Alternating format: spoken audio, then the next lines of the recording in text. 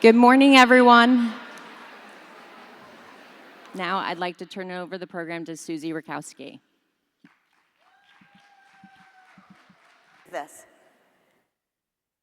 We're doing things a little different this year, as you've probably already seen, but we want to start the day off with some local speakers, but also one of our graduates from here. We're also going to have some graduates from Delaware speaking a little bit, it's Connecticut, isn't it? A little bit earlier, later this morning.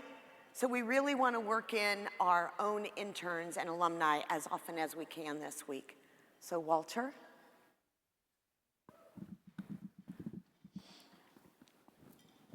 Good morning. Welcome to Austin, Texas and the 18th Annual Project Search Conference.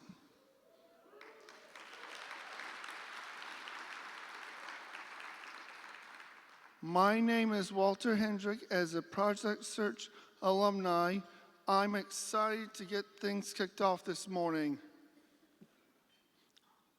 A few things you might find interesting as you spend time in our thriving city. Did you know that Austin is the live music capital of the world?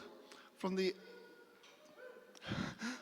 airport to coffee houses to local grocery stores, you can find over 200 live bands on any day of the week.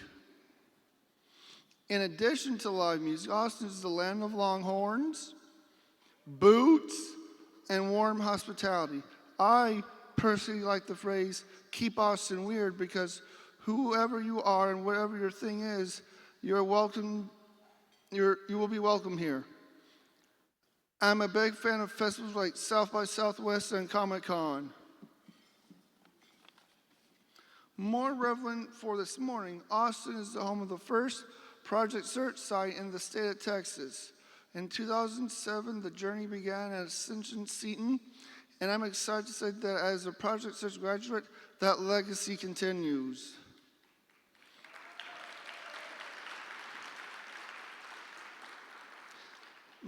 Now I have an ask for you. Take out your phones, open up your conference app. On Friday morning, you'll see an 8:30 session called Walter's Story. Mark it down. In this session, I'll share more about my journey as a Project Search intern and now a 15-year employee of Seton Medical Center, Austin. Yeah, 15 years. Now I have the pleasure of introducing a former colleague of mine and someone who I consider a friend. Geronimo Rodriguez was one of the early pioneers of Project Search in Texas, and now he's forever part of the family. Geronimo?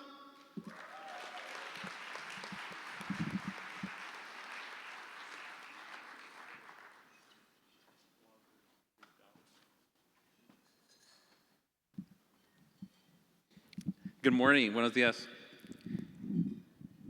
It's worth repeating that that you should look at that app and look at Walter's story. I think he's going to have a great time visiting with you all.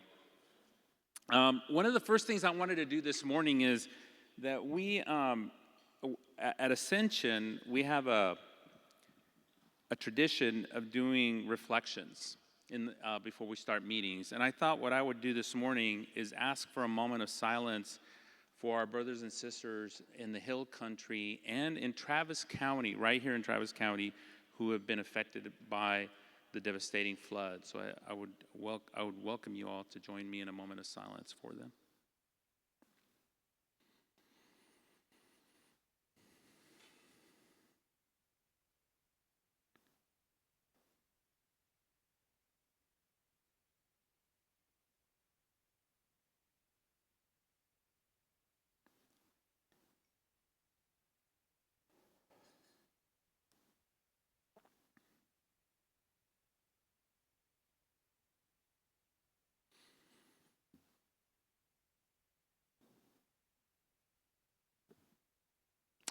I want to thank you for for that moment, because I think it is so important to show up and be present for people. And that includes individuals like those that we serve in Project Search. One of the things that I've learned about life is that, and I'm sure some of you already know this, it is not a straight line. It is a series of moments. For example, Walter, I've known him for 15 years at Seton Medical Center Austin. And I remember being a patient at Seton Medical Center Austin and going in for some procedure. And the last thing I remember hearing was from one of our Project Search interns was, "Take care of him. He's one of us." That feeling of being recognized and being present is so important for Ascension and its mission, because we're called to be advocates for a compassionate and just society with our words and our actions. And Project Search is an example of that. And in that story, I just couldn't, it was the best thing to do, to walk into that procedure knowing that they were going to take care of me because they saw me, they heard me, they knew who I was. And I want to tell you a little bit about myself. I served as Chief Advocacy Officer, and I've served at Ascension for 20 years. I am the first one in my family to graduate from high school, college, law school. I was a migrant farm worker, son of immigrants. And for the last 10 years, I have gone back to Hermiston, Oregon, and helped my parents harvest potatoes for a week, because they still do it for the month of October. And I did it for two reasons. One is to spend time with my parents, because I was feeling like I wasn't spending that much time. But the other one was to remember the people that we serve.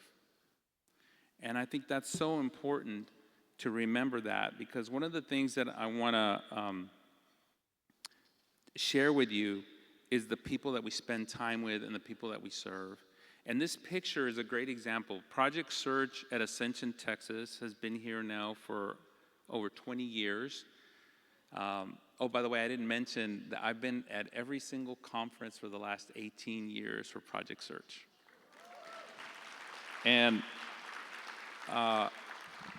Aaron, I didn't see a sticker for the badge that said, been to all of the conferences, which actually Susie can probably tell you. I mean, they were here from the very beginning as well. But one of the things I wanted to tell you was that for Ascension, Texas, as Walter mentioned, we were the first program in the state of Texas, but definitely not the last.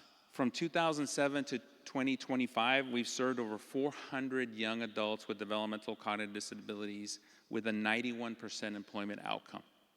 And this morning, I want to recognize and ask our Ascension, Texas team to stand up and be recognized. I know there are a number of colleagues here from our school districts, our partners, and I would just like to recognize them. Where are y'all?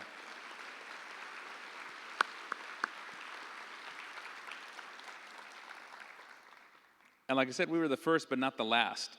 We have 34 other programs now in the state of Texas, and I would love to have them kind of stand up and be recognized as well.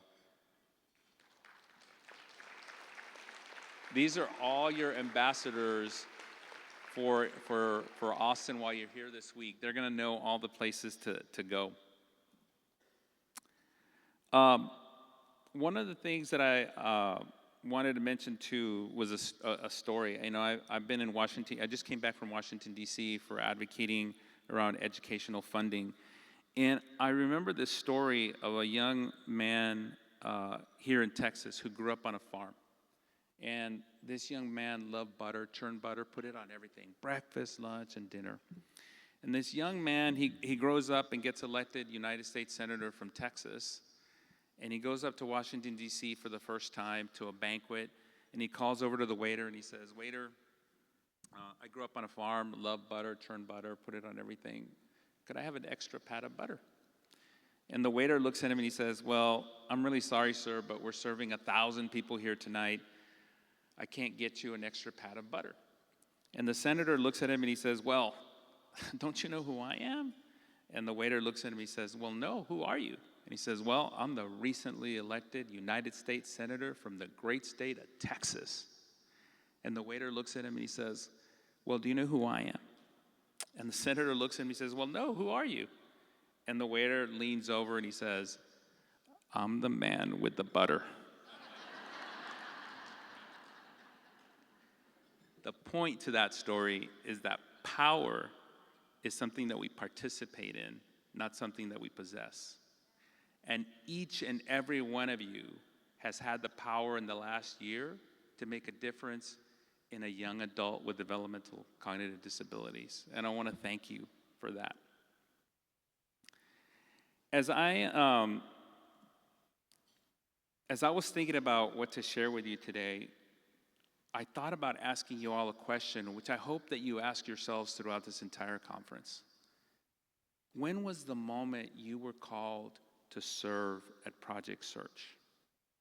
Because I remember almost 20 years ago when Regina Rogoff, one of our community members, printed out a piece of paper from the internets, as she called it, and put it on my chest and said, if Ascension is worth its salt, you will create this program. And I had no idea what that was, and it was Project Search. So I ended up going to Cincinnati for the first conference, ended up getting introduced to Jenny Lang, our current director of Project Search, who was at another organization. And lo and behold, after those 20 years, we are still here, focused on competitive employment, focused on abilities, not disabilities, and on ensuring that we break down barriers and challenge stereotypes for individuals with developmental cognitive disabilities. One of the things that I remember is that a team is not a group of people who work together. A team is a group of people who trust each other. And so as I close the welcome and kind of share, I want to just share the biggest lessons we've learned about Project Search is that change happens at the speed of trust, especially in these uncertain times. And for us, the keys have been all around relationships, teamwork, collaboration, being curious and not judgmental, and failing fast, learning fast, meaning we learn, we adapt around whatever the changes that are going on. And I think that's so important because at the end of the day, we have to remember those that we serve, and those are the students that we all have the honor to be present with and help. And one of the things I wanted to do was to thank each and every one of you for being present here. Because as I look around this room, I know that I'm here with a whole group of individuals, of people that all believe in have the audacity to believe that every individual is a human being endowed with dignity, and therefore we are compelled to treat them with respect. And I know that each one of you will find your moment during this conference and intentionally recommit to Project Search, because for me, it has made such a difference in my life, and I can't tell you how much I appreciate how much Project Search has given to me as much as we've provided these opportunities for these young adults. And now I have the honor and the pleasure of introducing someone who I've known for almost 20 years, and that is somebody who needs no introduction, Susie. So I can remember, it was 13, 14 years ago, and we were sitting in this hotel. It was Jenny and Melinda and Geronimo and me, and I think Linda Emery. And Geronimo said that, and I thought, wow, that's so profound. And he goes, well, it wasn't me, it was Stephen Covey. But still, and we're going to talk about this for a second, but just want you to remember this. As you look around your table and all the people that you work with, do you trust them? Do they have your back? Do you have their back? And in Project Search, we have to be, just because of the collaboration. So good morning. It's wonderful to be here.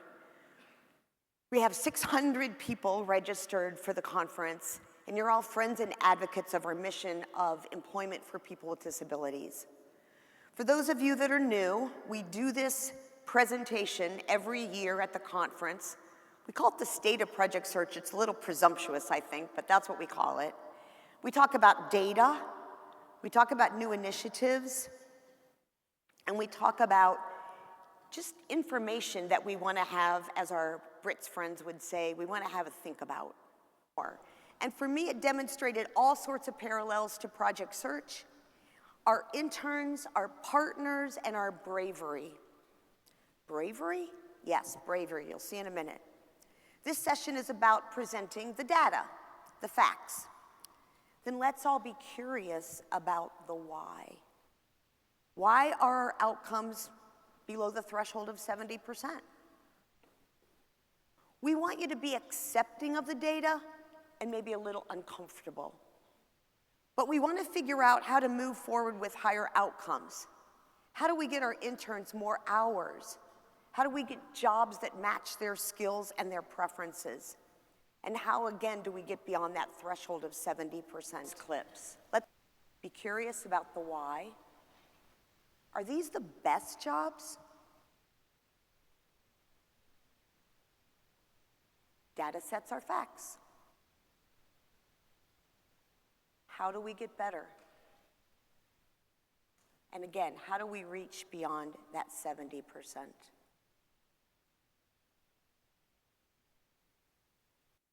So be curious, not judgmental.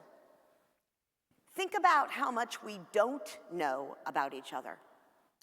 Consider all the times you may have judged someone because you fully didn't understand them, or times you felt judged because they didn't fully understand you.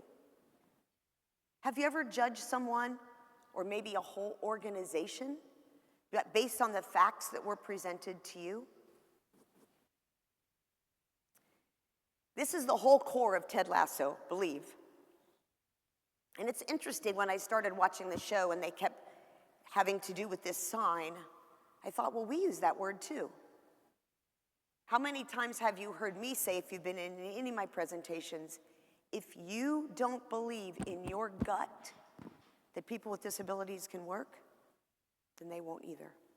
Holly created this slide, and now we've all been using it. We've decided that it's going to be like the second slide in every slide deck, so you probably will get a little tired of it.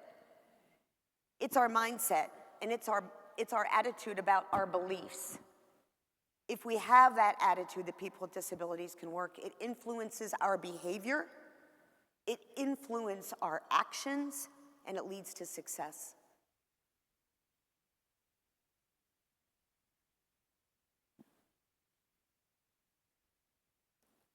Again, Holly says, how long have we known each other, Holly? 20 years at least? If you follow the model, it works. Pretty simple. How many model fidelity components do we have? Thank you. So, Molly, where's Molly? Molly and her data team have been working really hard on presenting this data to you, getting it ready. And the last time we checked, we had 778 sites in 48 states. However, we count the District of Columbia, so that's really 47. But then North Dakota is coming on board, so now we're back to 48. It's very confusing in our office. You have to know math. So here's where we are right now. 561 sites in the US. Thank you, DFN Project Search, with 159 in England and Scotland and Wales, and you can see all the numbers. You might be asking yourself, well, I thought you had a program in New Zealand and in Iceland, and we do, and they're going on hiatus this year for some of the same challenges that we have. These are the new sites that we started this past year. So again, thank you, DFN Project Search. You kind of led the charge. So kudos to you.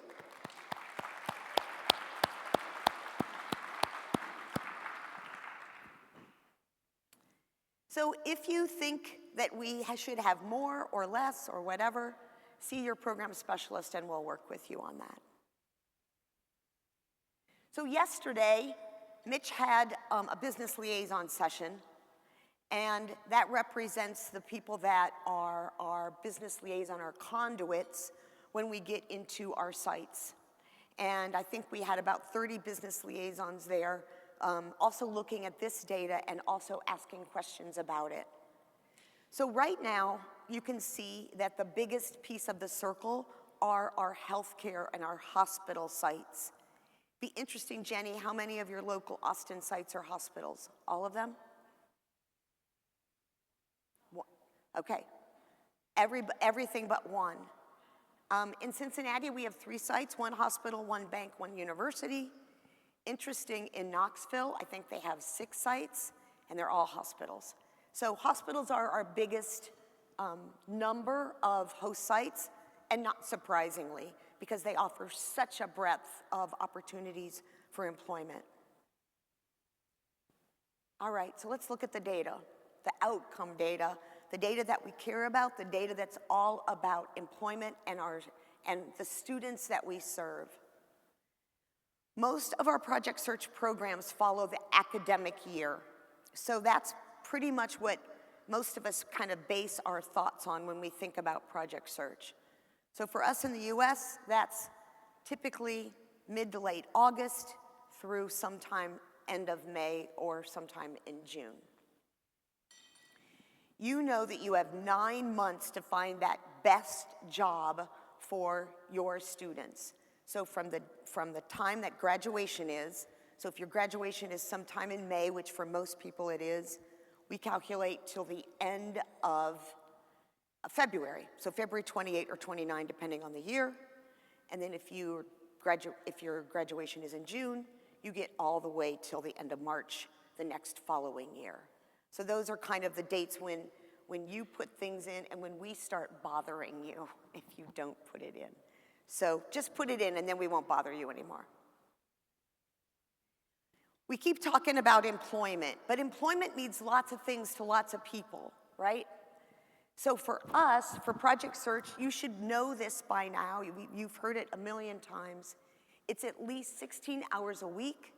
It pays the prevailing wage, which means the typical wage for that job that anybody else would get.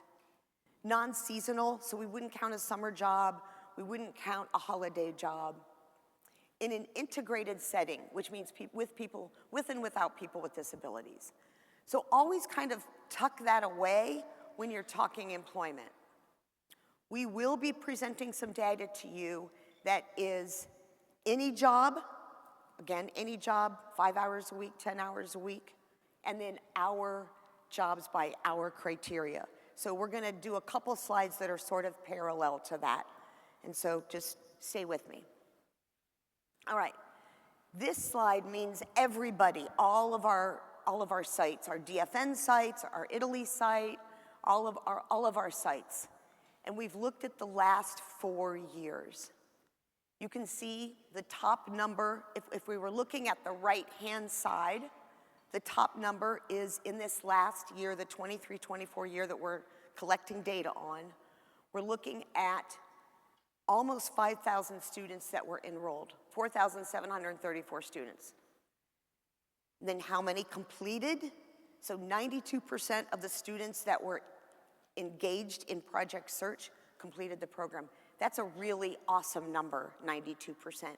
That means you worked hard to keep those interns engaged and working with you in the program, going through their internships, et cetera. So you should give yourselves a hand. 92% is awesome.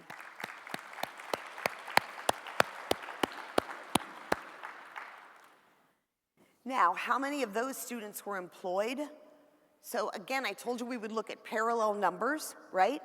So if we look at any job, all jobs, it's 65.4%. If we look at the ones that meet criteria, that criteria, then it's 56.2%. So a little over half. So hopefully you're starting to be curious about this, especially as you look back. Why are those bottom 2 lines going down? Thoughts? Hopefully you'll have lunch conversation, maybe dinner conversation. If you live in my world, that's all I talk about. Just kidding, mostly, right, Ben? Like all the time, yeah. So, so be curious. Now, this is just the US figures. Again, be curious. Why are the US figures higher than if we add everybody in? This is not to say anything negative. Again, it's just curiosity. Are we doing something different in the US? And if so, what is that? And how can we pass that on to all of our other friends? So, 68% is the threshold for just kind of, again, all the US teams. So, while 68% is great, if I can do the math, that means 32% are not getting employment. So at your tables, I want 2 people to stand up, just 2.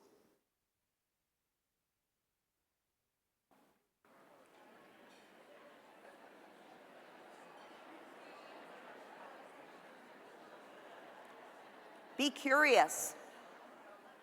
Why are they standing up? Why don't they have a job? What could we have done differently to help them reach employment? All right, you can sit down.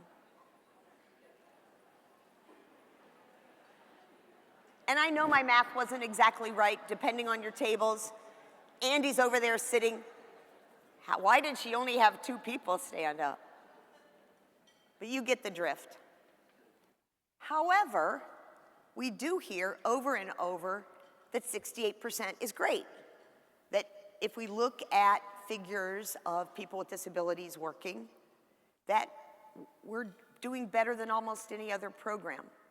The problem is it's never apples to apples, is it? It's hard to find that niche that we serve against that same niche in any kind of data set. But something to think about. So, when we ask you to tell us why didn't they get a job, 52%, over half, marked job search unsuccessful to date. Job search unsuccessful to date. We all know what that means. They didn't get a job for some reason that they aren't going to tell us. Or they don't know. Or the student moved. Or they don't answer their phone. Or we can't track them down. Or they don't show up for appointments. We could go on and on. We have this really pretty document called the Model Fidelity Review. It's like 20 pages. And it goes through model fidelity, and it looks at everything. And it even says, at 6 months, after they get a job, they're supposed to do this. And at 9 months, they're supposed to do this. Maybe we need to look at that document closer. All right, well, you can read other reasons why they're not successful in finding employment. Pursuing additional training is always a favorite of mine. If they're pursuing additional training, should they have been in Project Search? Should they have just gone and pursued that training? However, we do know of students that go on and get like their CNA certificate, their certified nursing assistant, or maybe a phlebotomy training, which is amazing, and maybe they wouldn't have had that opportunity if they didn't go to Project Search. Again, let's be curious.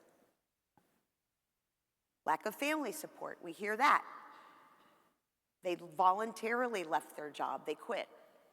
They moved, they're on medical leave. They got fired, but only 2%, 2.5% reported being fired, which is great.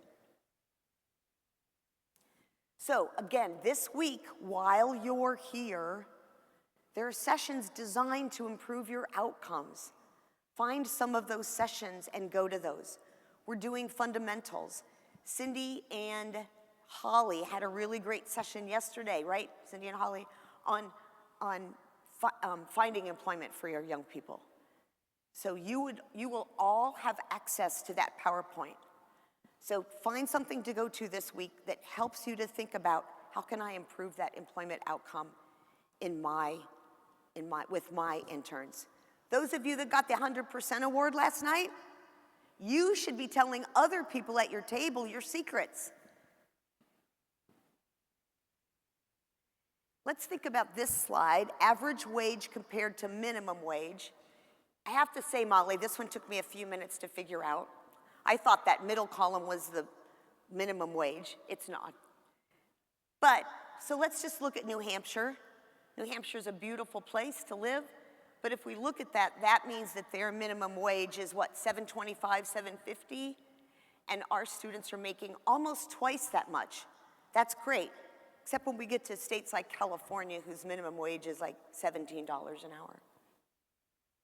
So our students that are working are doing really, really well. In terms of jobs, food service is at the top.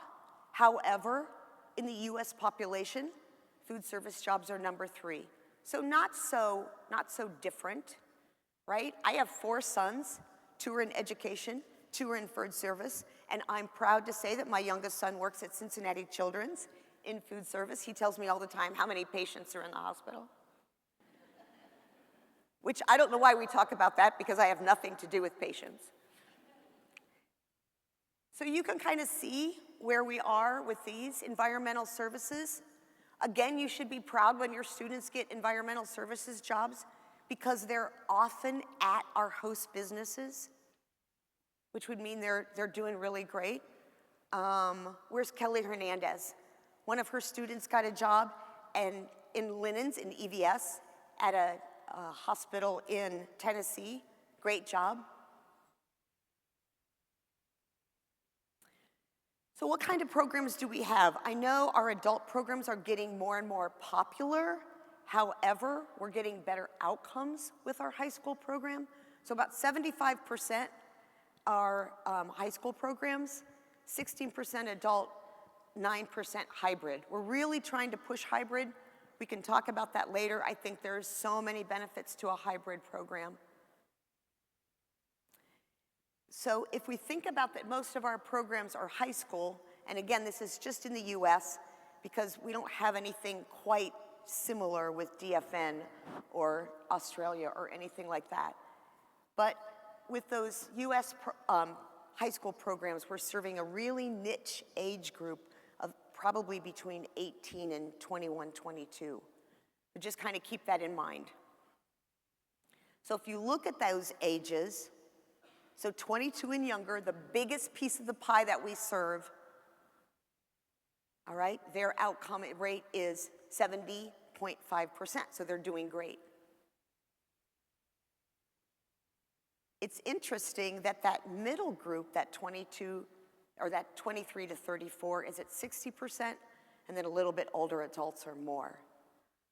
I don't know, Molly would probably better explain it, but I think that N of that 35 to 55 is really small. We don't really serve that many people in that age bracket. They have to be pretty motivated to come to Project Search, because they're probably not getting paid for that year.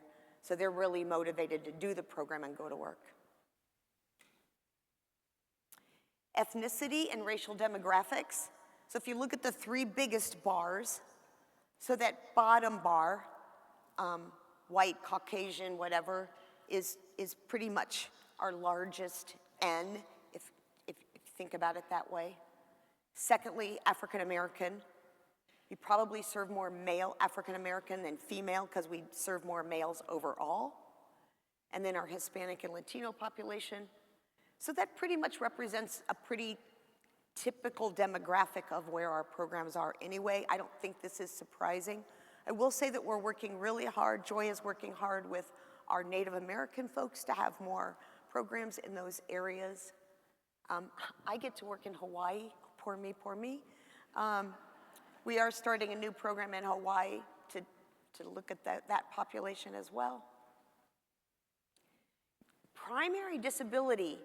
So I loved the question that Geronimo posed this morning about, think about when you said yes to Project Search. I know exactly, I can picture it exactly, the moment when I said yes. Do I have time for a story, Kristen? All right. It was the end of July in 1998.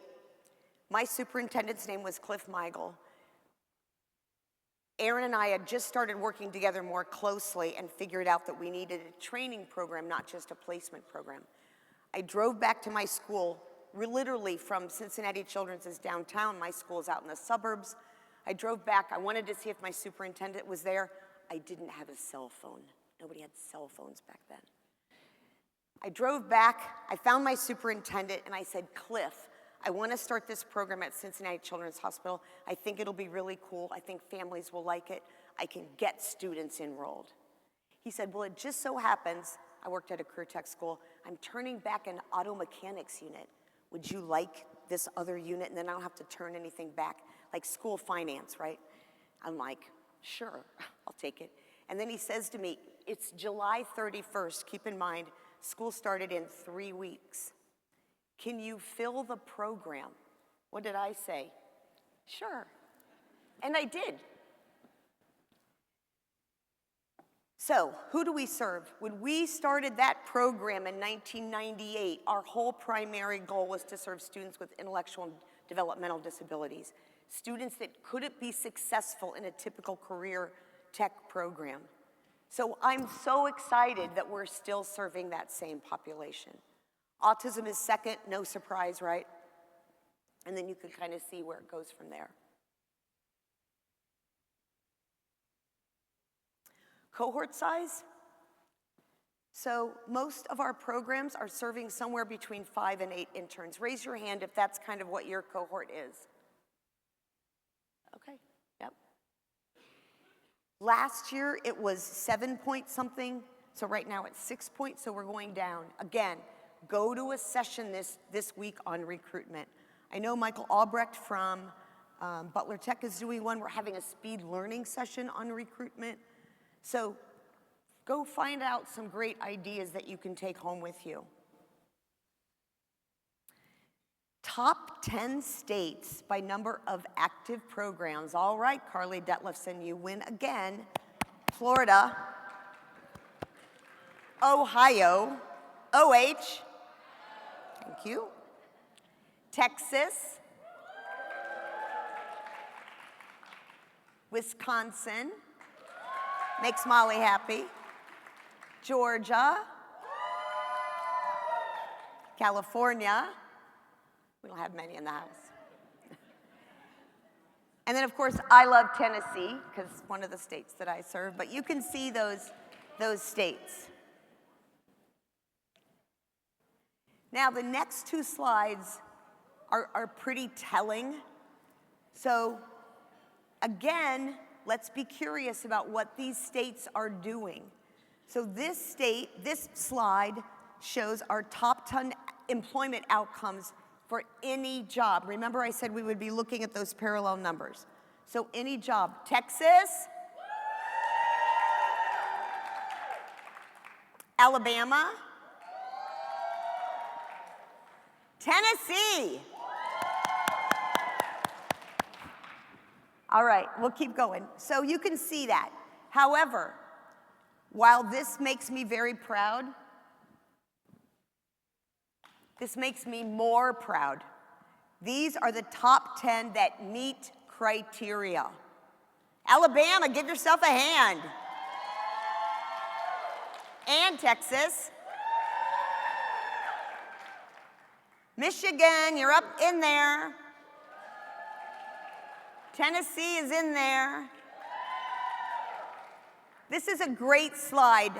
If I were you, I would take a picture of this slide, especially if you're in it, and if you're not, you should want to be on this slide. So thank you to all of those states. That means that all of your students are getting great jobs and that you're working hard to be in that top 10.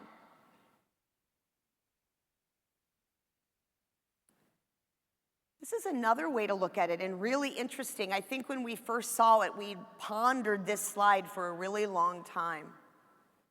So the dark red is the lowest percentage, and the dark blue then it moves to is the highest percentage.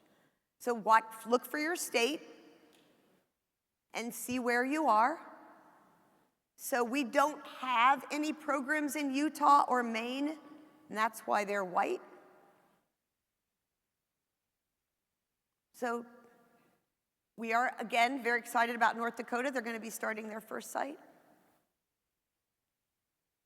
Again, just something to think about and be curious about. Why am I light blue, or why am I dark blue? What am I doing to be dark blue? We will make sure that you get these slides, so you'll have these slides to share with your teams.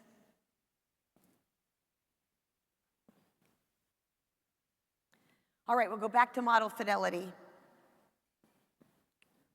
We said that there's 6 model fidelity components. Number 1 is always going to be employment. Who we serve, we just talked about people with intellectual disabilities. Collaboration, trusting, being curious, not judgmental, being business focused, working on skills gain, working on getting better. Seems so simple. Last week, I had an aha moment. Maybe it was the week before. I was doing a model fidelity review of a brand new team. They've just gotten through their first year.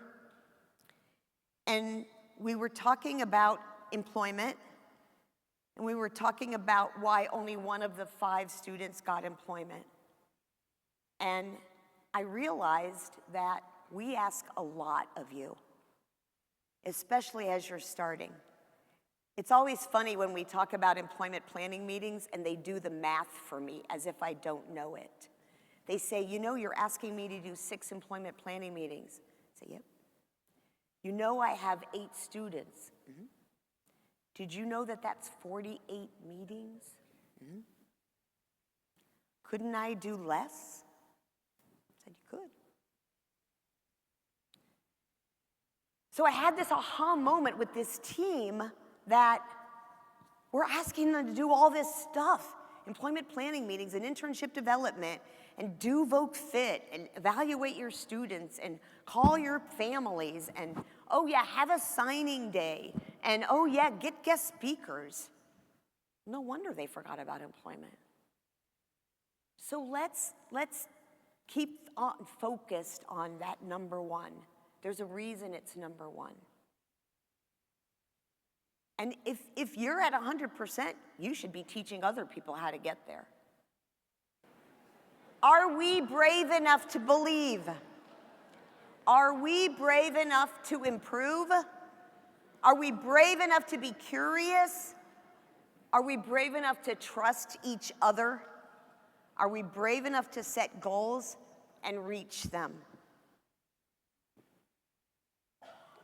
All right, I want to invite our program specialists up. We're each going to talk about kind of an element either of what we're doing now at Project Search or what we're going to be doing this week. And I think Holly Opatic is first.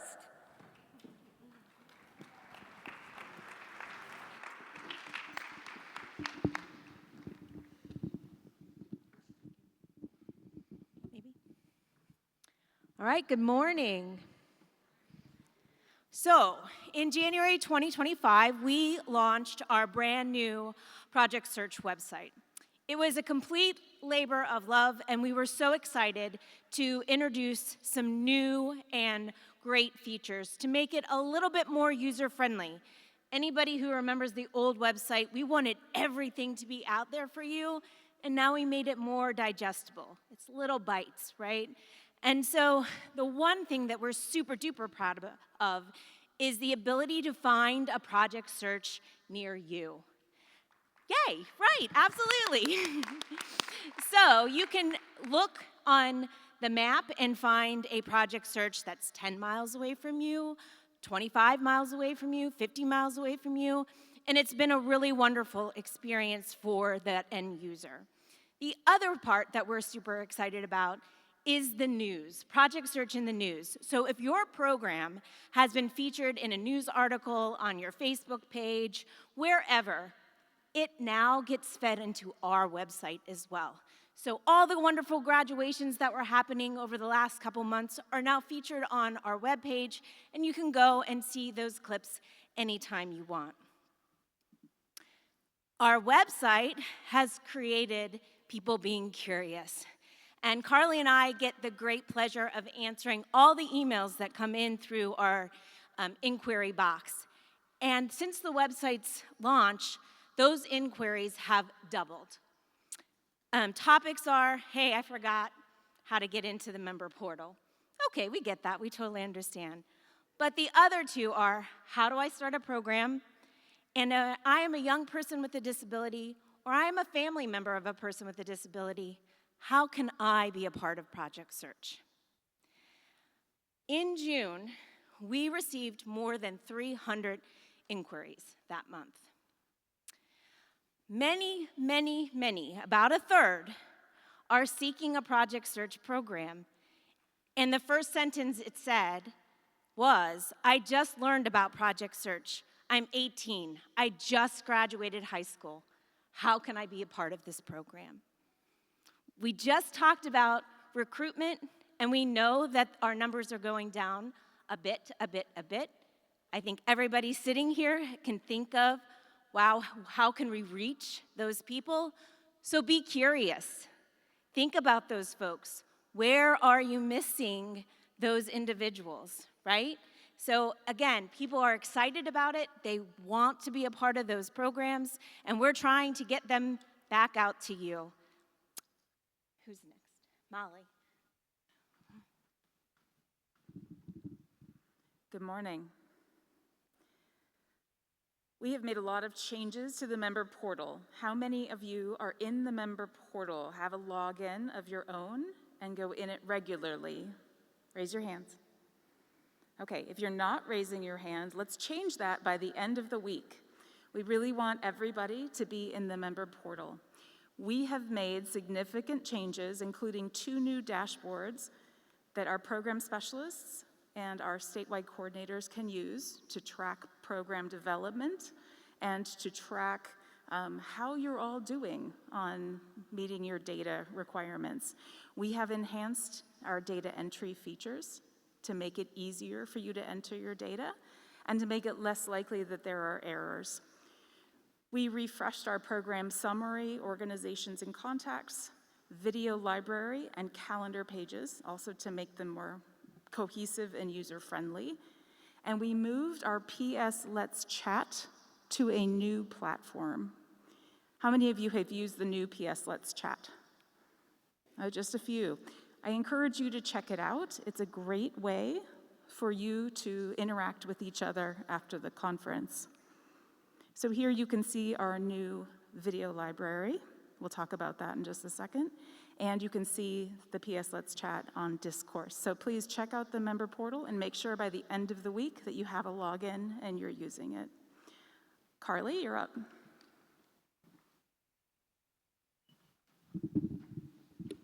Hello, friends. All right. We get a lot of feedback, usually good, about all of the trainings. And we know that there are a lot of trainings for new staff. There's a big, it's a heavy lift of training, especially for new instructors and new skills trainers. And we received some feedback about the fundamentals. And as many of you know, there are 8 fundamentals. They were previously offered 3 times a year, February, June, and October, and those 8 fundamentals were each 2 hours in length. And that was a really big time commitment to cram into a month because you were doing fundamentals twice a week, 2 hours each time, and it was a lot of time and a big commitment. So we received some feedback, and we are trying to mix it up a little bit and change some of the fundamentals and change some of the length of times with the fundamentals and kind of change a little bit about how they're offered to try to better suit our audience. So they are now going to be offered quarterly. So they will be offered a total of 4 times throughout the program, or throughout the year, calendar year, as opposed to 3. 3 of those times are going to be virtually, and we're going to spread it out across 2 months so that there's just 1 fundamental each week through the course of 8 weeks. They're also going to be offered at 2 different time slots that week. So there'll be a morning time slot and an afternoon time slot that kind of helps accommodate not only schedules, but the wide variety of time zones that we serve. So you can check the calendar and see if there's a morning or an afternoon and which one better fits your calendar. And then we will also, as I think Susie mentioned already, we are offering fundamentals live here at the conference. So there will be a fundamental offered at every single breakout session. So maybe if you're missing 1 or 2 of them, you might want to catch them while you're here and you can get that completed. Or again, look out for the next offering, which will be October and November.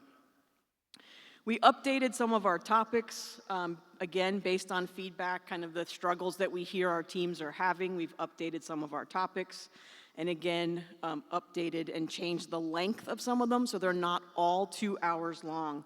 We have 4 of them that are just an hour, 1 that's 90 minutes, and then 3 that are still 2 hours based on the content of the topic. So here they are. These are the 8 fundamentals. If you see an asterisk, that means it's a kind of a brand new topic, a brand new fundamental. The double asterisk means we've kind of revamped that training and it's different than it was previously and the different times that are there. The training dashboard, Molly talked about, those of you that have logged into the member portal. When you log into the member portal now, on the left-hand side under your profile, your picture in your profile, you'll see an orange bar that says My Training. That is how you can track your training and what you've completed and what still might be missing. So when you click on that, it takes you to the training dashboard. On the training dashboard at the very top, if you're not familiar with it and you want a little bit of a tutorial, you can take a guided tour through the training dashboard. It will then tell you how many trainings are required, how many of those required trainings you've completed. You can see a progress bar of, again, the required and how many you've taken. And then it's broken up into 3 sections. So the first section is Introduction and Planning, Part 1 and Part 2, which just about everybody who comes into Project Search is required to take Introduction and Planning. For those of you that attended Launch Your Program with Success yesterday as a pre-conference session, you just tick the box on Introduction and Planning and you can go into the portal and you can mark off that you attended that training. So there'll be a spot there where you enter the date that you took the training.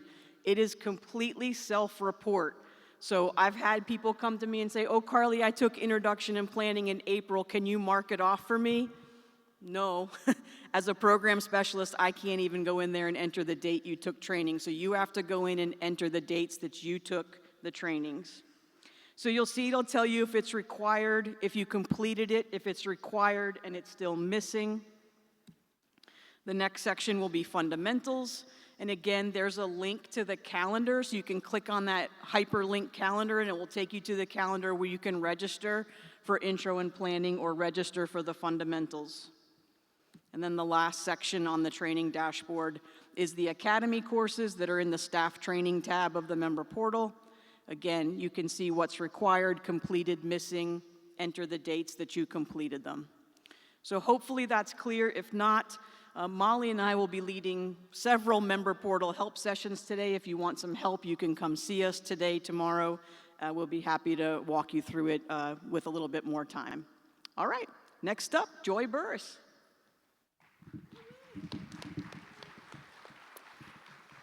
Howdy, partners. We have done some enhanced training. So these are enhancements to our other trainings that we've offered that Carly just spoke about.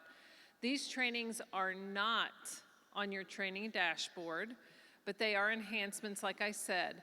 They've recently been released in the video library, so you can access them there. You can see the topics on the screen and the amount of time that it will take to complete those. Again, they are enhancements, things that people ask us about a lot, things that are really elementary to the program. So it's, again, enhanced trainings that are pre-recorded and available on the video library. Another thing that we thought would be of value to our new partners, or nearly new partners, is a track for those of you who are new to the program. So many of these sessions are led, and this is just a snippet of the document. You can find that document in your app. It'll come right up and you'll see the entire page. But many of these are led by those that are behind me on the stage, and we have a few other guests that are leading them too, but they're really, again, the elementary basics about Project Search. So take a look at those if you are new to the program, and we think that you'll really enjoy those and really get a lot out of them. Next is Dennis. Hi, everyone. Hi, everyone. So I'm the VocaFit guy, but I have another VocaFit guy, Andy Persch from Colorado State University. We actually presented on VocaFit for the first time in Austin 13 years ago for the Project Search conference. So we've grown as Project Search has grown. We just finished our 6-year NIH study on validity and reliability of VocaFit, but really important to all of you, and many of you participated. We also did some utility studies to really look and see how useful it was to practitioners. And so the great state of Ohio gave us a nice grant to help update VocaFit. And so what we're going to be talking about, 2 presentations today, 1 presentation tomorrow, and then monthly on the portal, are some of those enhancements that we've added. So one of the big things people ask for is a more expanded job bank. So we now have 270 jobs that are in there. We started with most frequent internships and most frequent job outcomes for Project Search.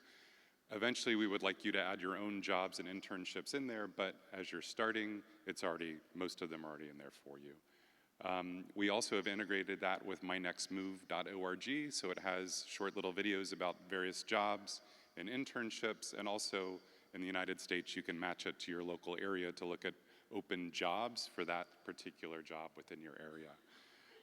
One other fun thing that we've added, and showed this at the pre-conference yesterday, and people I think were pretty excited about it. Apparently this artificial intelligence thing is a big deal. And so we've added an AI tool to VocaFit. We're not sharing any data permanently with any of the AI tools, so we feel, and it is safe for you to use with our individuals. You can look and ask it various questions. What are the 10 best jobs for this individual in healthcare? What are the skills that they need to work on based on your assessment of them? So we've really liked that. The other thing we've added is a curriculum planning tool, so you can assess all of your interns at the beginning of the year, look and see what the strengths are for those interns, what are the things they need to work on, and then you can use that data to make your decision making about what parts of the curriculum you're going to focus on. And we also added a VocaFit planning tool, so you can actually keep track of the skills that you're working on within VocaFit, so you have a notes section to be able to do that. And so we've just got some visuals. AI has actually been hiding on VocaFit for a while. Whenever you see the little star, that's not just for Texas. We like stars outside of Texas as well. But that's our AI planning tool. So if you click on that, you'll see how you can use AI. At the lower graph that's there, you can look and see where is an individual at the start of the year, where are they at the end of the year, and you can show that change over time. And then on the far right is the VocaFit planning tool. So really excited. Hopefully you can hear us talk about VocaFit later this week. I'm now very excited to introduce Jane Meister, who's an occupational therapy doctoral student at Xavier University, who's going to talk to you about our new alumni association.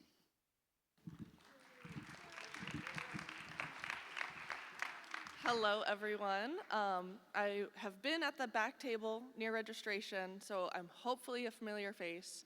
I do go by Alumni Jane this week, of course.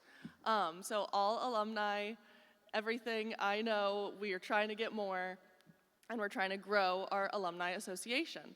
So we started it last year. We currently have a little more than 4,000 members, but yes, give it up for 4,000. But of course, there are so many more out there. Right now, it is nationally. So in the US, that's the 4,000 number. We are trying more and more to get the word out there, staying curious how to get more people to join. What can we offer that our alumni would need help with? We want to have more sessions for re-entering the workforce. We do our webinars monthly. We have 5 out currently.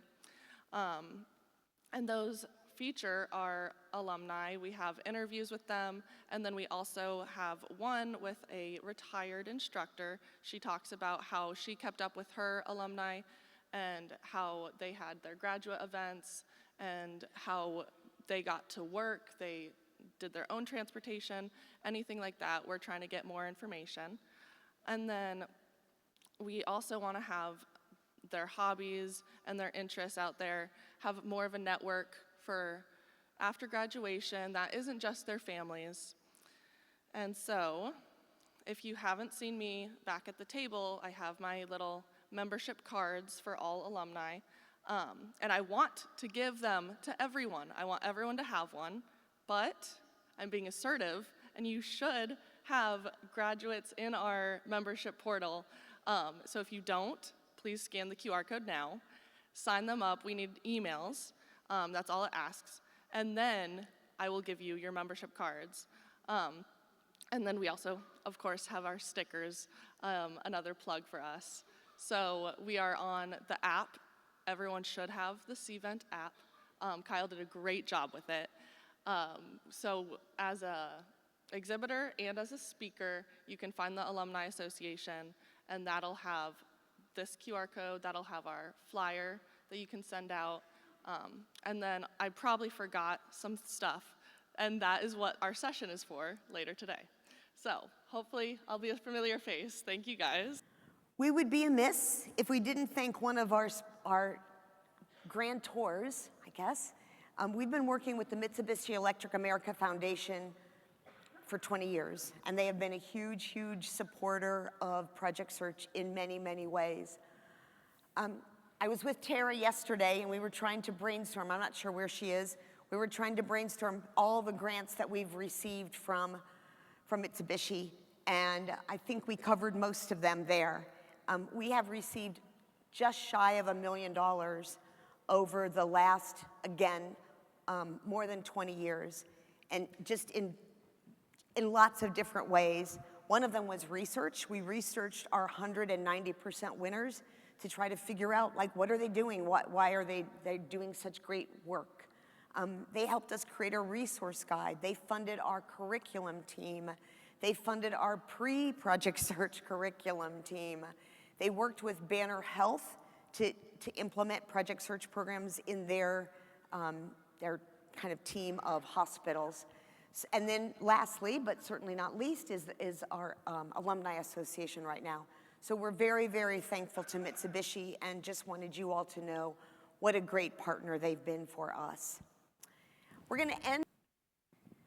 All right, so now to conclude this morning's events, we have 2 young men who are going to come up and talk about their Project Search journey, what they're doing now, where their kind of lives have taken them. Jenny's going to come up along with them to be part of this presentation. So we have Jordan and Connor and Jenny, so come on up. Hello everyone, I'm Connor and this is Jordan. Join us on our journey to friendship. In my life, my mother, dad, my twin sister, and my brother, my aunt, and my grandmother are very important to me. My best friend Connor is too. I have a dog named Embo. I like to go to places with my parents like shopping at Goodwill, the beach house, and I like to hang out with friends. People say I work too much and need to work on a work-life balance, but money is very important to me. One of my hobbies is taking a long walk and bothering my mom. I work full-time at the hospital at Central Connecticut, where I went to Project Search in Food and Nutrition Department.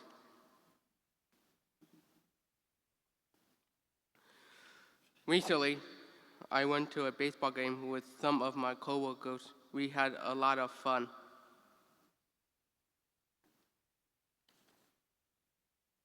These are some of my family members. The picture with my 2 dogs show my mom, me, my brother, and my sister on the bottom.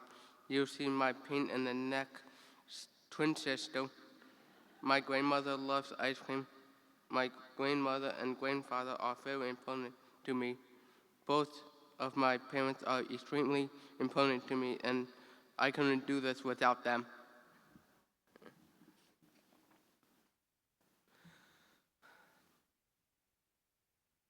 In my life, In my life, I have my mom, dad, Grandma Wright, my godson Ronan, and my best friend Jordan. I like not collecting. I like collecting coins and sleeping, helping people out, especially elderly people. I have a very close relationship with my grandmothers. I have a very close relationship. I have 2 dogs named Guinness and Max. In my spare time, I like doing errands for people and driving around. I'm really proud of having my driver's license and my own car.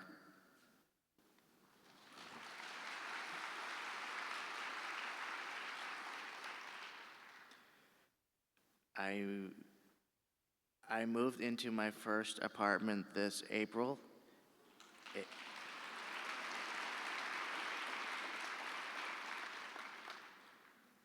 it is a really beautiful apartment. I live by myself and love my giant TV.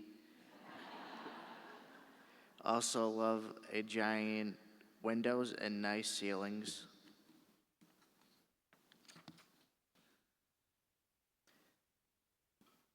These are some of important people in my life.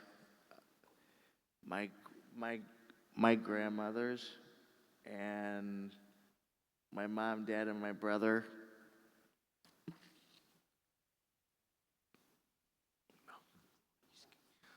We like to share what we were doing before we joined Project Search. These are our batch photos from day 1 of Project Search. Before Project Search, I was working at a Stop and Shop, a local grocery store, pushing carriages outside. I was going to Weathersfield Transition Academy. I hated working at Stop and Shop because I had to work outside in the snow and the rain and had to deal with mean or rude customers in the body room. I liked the people who I was working with. I didn't want that job for my whole life, and I wanted to work in a hotel as a front desk bellhop. Lastly, I didn't have any time to hang out with friends on the weekend because I worked at the grocery store for 4 years. Before Project Search, my brother died. I was grieving his death. I would sit in bed watching TV 24/7. I watched basically everything on Netflix. It was feeling very depressed and hopeless. In the past, I've had many jobs like dishwashing in a school, but I quit 2 months in. I wanted to quit 2 months in, though. I had many really short jobs, including pumping gas and washing cars at a car wash. I had a janitorial job through my transition program, and I really liked that job, but I couldn't work the shift they had open. My life was boring. There were things we liked and disliked about the program. I love my internship in food service. I did not like having so many EPMs during the year. I like going out into the community during transition weeks, especially going to the Capitol, which got us out of the hospital for a day.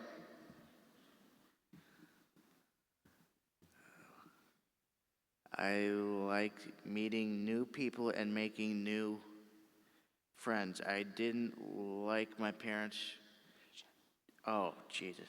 I didn't like my patient transport and internship. I like the feeling of being independent and doing most of the stuff by myself. I was upset when I finished the program and didn't get hired at the hospital.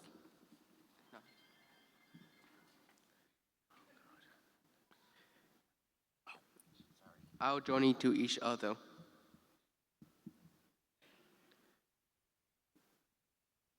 My first impression of Jordan was that he was a nice guy, and when I first met him, he had a bit of an edge, but we came together and became best friends. When I met Connell, I didn't know that he would be best friends for life, but we are. We've been, oh, thank you, Jordan.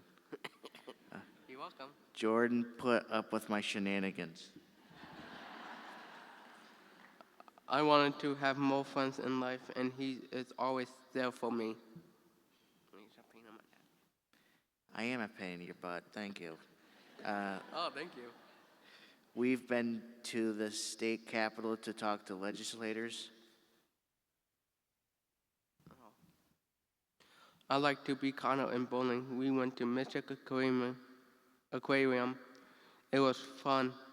I help Connell if he needs help with anything. I'll be his best friend forever.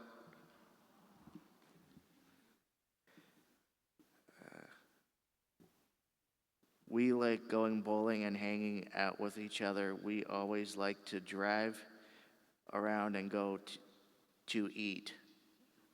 I'm always hungry, so yeah.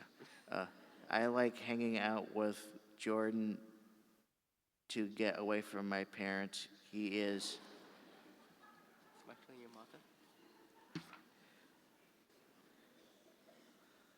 funny and loyal. He is a good friend, and I can talk to him about basically anything. He tells me if I'm going too far. He is a really good, he is really a good friend. He doesn't want me for my money. He just likes me for me, nothing else. I got more. Oh, keep going. Don't cry, Mom. Jordan thinks he can always beat me at bowling, but I usually beat him.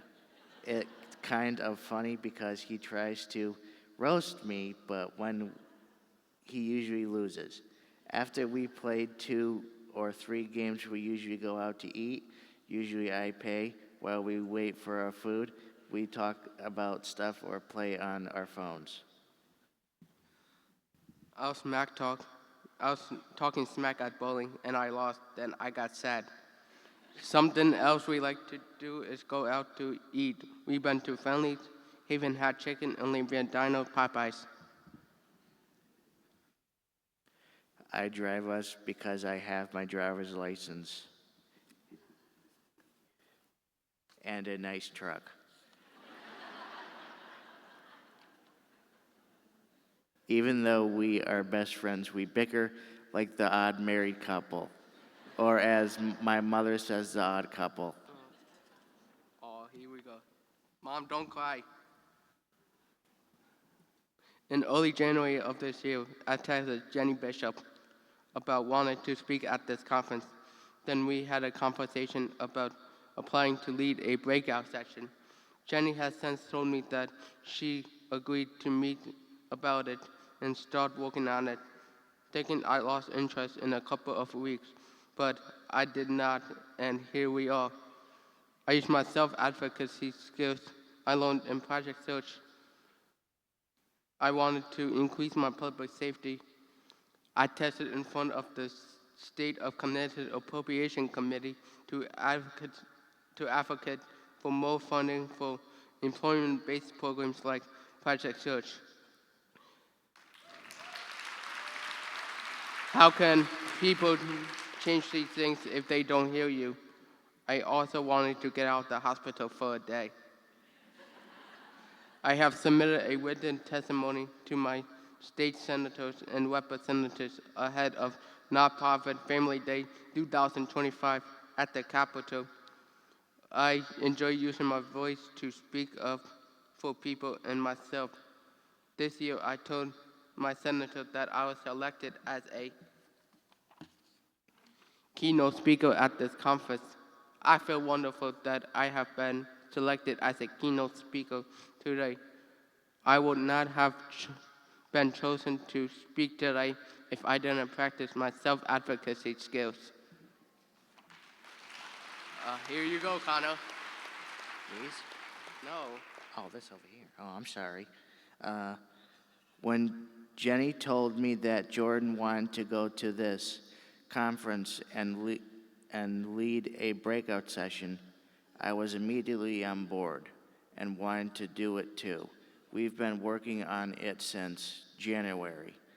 I couldn't let my best friend have all the fun. I've gone to the Capitol with Project Search, but when myself and with Jordan and I went to see the legislators and were on TV. I talked and increased funding for housing for people with disabilities. It was important to me to speak at the CT Nonprofit Family Rally Day because people with disabilities, where am I? Like me should have the same chance to live by themselves in a nice apartment like I am right now.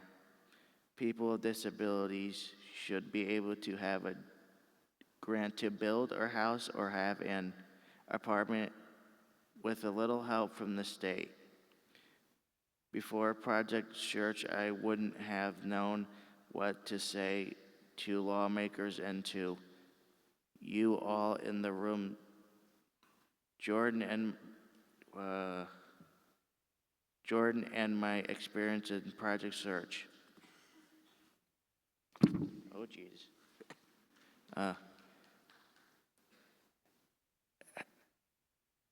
Helped me find the focus, my voice. I've always liked talking to people, but now I feel I have something important to say.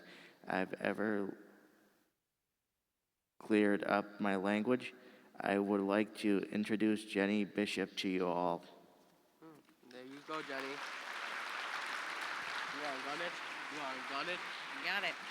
You know what it is. Thank you very much. Hello, everybody. I'm Jenny Bishop. I'm the Director of Employment for CCARC. One of the programs I oversee is Project Search. Connor and Jordan were part of our inaugural cohort 2 years ago. I'm one of the first people they'd meet at CCARC. Jordan came in as a silly, friendly guy with a witty response to everything.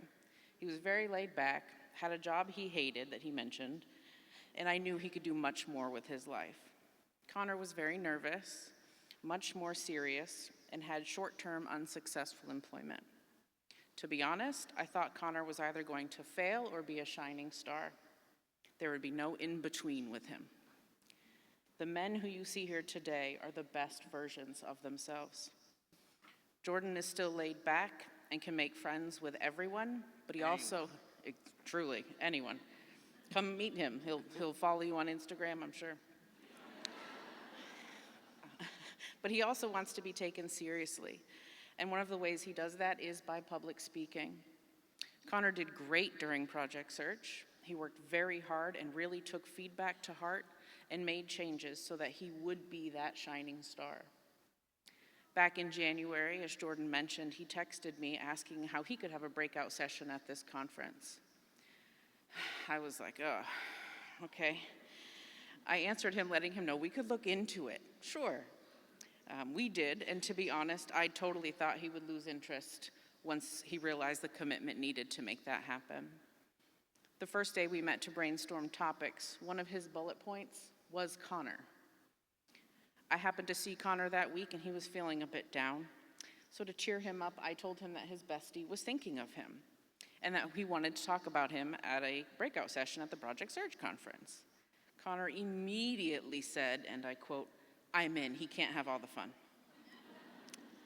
They ended up being selected to give the keynote today. Right? Oh, yeah, clap for that one. Yep.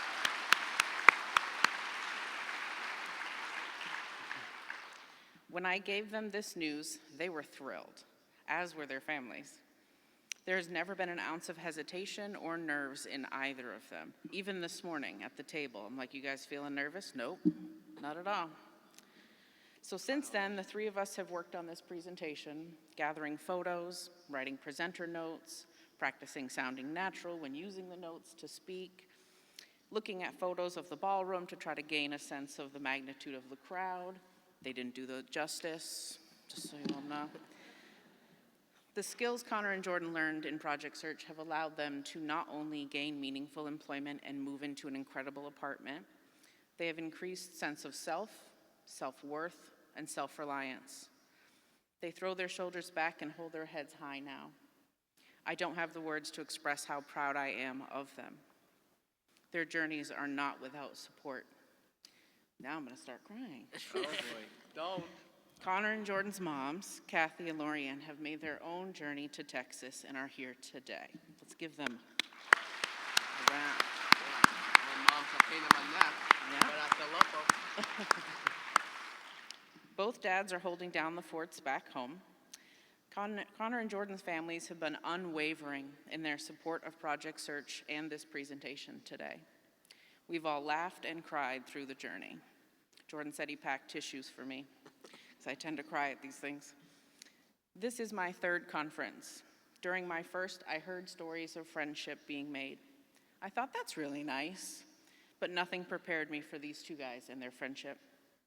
They are total opposites in a lot of ways, but are both driven, generous, caring, and really funny. Connor just relaxes into himself around Jordan. Jordan takes his cues from Connor on when to buckle down and be serious. They bicker, they give each other compliments, they roll their eyes at each other, they laugh and call each other out on things when needed. All the time. All the time. At the table this morning. Most importantly, they support and accept each other for exactly who they are. And isn't that what a best friend should be? These photos are from our last day of Project Search. On the behalf of myself, Connor, Jenny, our families and partners at Harvard Healthcare, and the team at CCARC, we thank you for all this amazing opportunity to share our journey.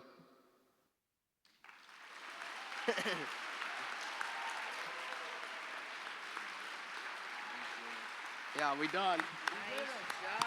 Jenny, we did it. High five. Nice job.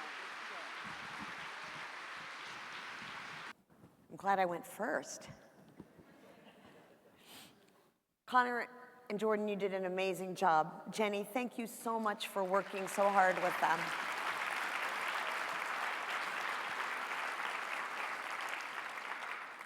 So that's what it's all about.